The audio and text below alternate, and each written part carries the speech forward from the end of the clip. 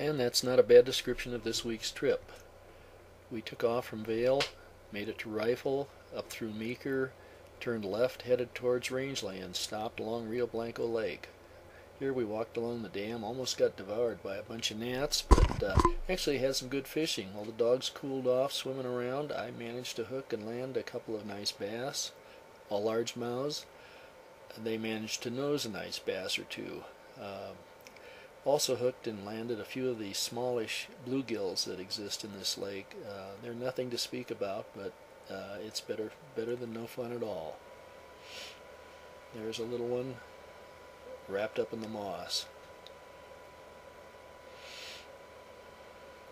After about a half hour of this, we headed back in the car, drove all the way through Vernal, through Duchesne, Utah, and here we are sitting along the banks of Starvation Reservoir. The wind is howling. There's absolutely no way to launch a boat under these conditions. We waited a couple, 3 hours, and it still kept howling. Not much fun. Tried casting off the bank, managed to get a few strikes, and that was about it.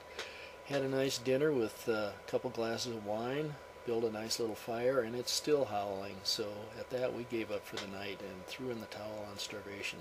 Next morning we got up and did the walk, quite a long walk by the way, to the tailwater below the dam. It's a very interesting little tailwater, probably flowing at 25 to 30 feet, but full of great big browns. And these are healthy fish. They're not the beaten up ones and the non-fighting ones that you find on the Green River.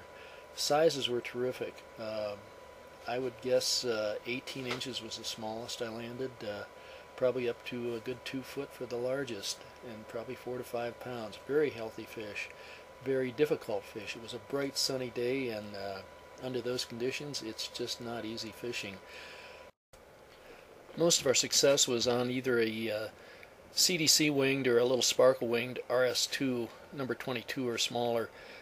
Just very tough. A couple of fish actually took a cicada that I was using as a strike indicator, so that was a bit more fun. But we had a great time here.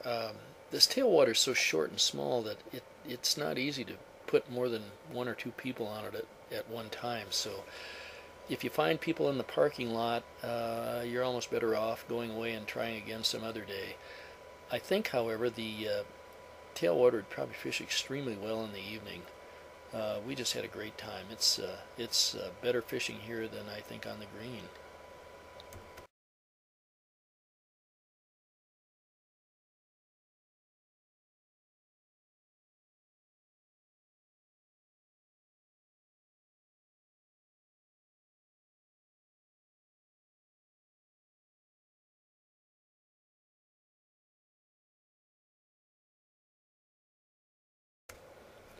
Here's one last look at the top of the tailwater, starting from the dam downstream. That's probably about a half-mile long, but it does have enough pools to provide a lot of action. Driving back towards Vernal, we made a little quick turn-off and drove 10 miles south to Pelican Lake, where we've had such good success in the spring and early summer on bluegills and nice little largemouth bass. Today it wasn't quite as rewarding, but I did manage to land a few fish. We probably didn't spend over a half hour here, and I'd suspect releasing maybe 20 or 25 of these nice sized bluegills and relatively small largemouths. A little gold-colored damselfly nymph, fished unweighted, just dragged about a foot beneath the surface of the water in these reeds, seems to do the job.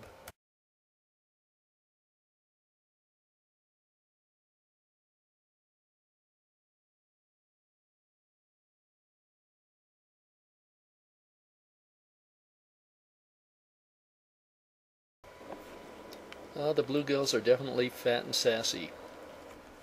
Drove back through Vernal, turned left on 191 and made our way all the way to Flaming Gorge. Launched the boat. It was dead calm, but the water was a mess. Probably up 6 feet from our last trip here and absolutely discolored, partially from a windstorm the night before that hit us at Starvation and a combination of dirt being sludged into the water from the banks. It made no sense to spend any more time there, so we drove all the way down to Browns Park on the back road to the bottom of the B section, camped for the night, and then the following morning tried to do some fishing on this river too. Did have a little success with smaller rainbows and smaller browns. Hooked a couple of huge browns in the river. Managed to successfully lose both of them. So it was a really mixed bag of success. We'll hope the rivers are back to wadeable levels in Colorado when we get home this week.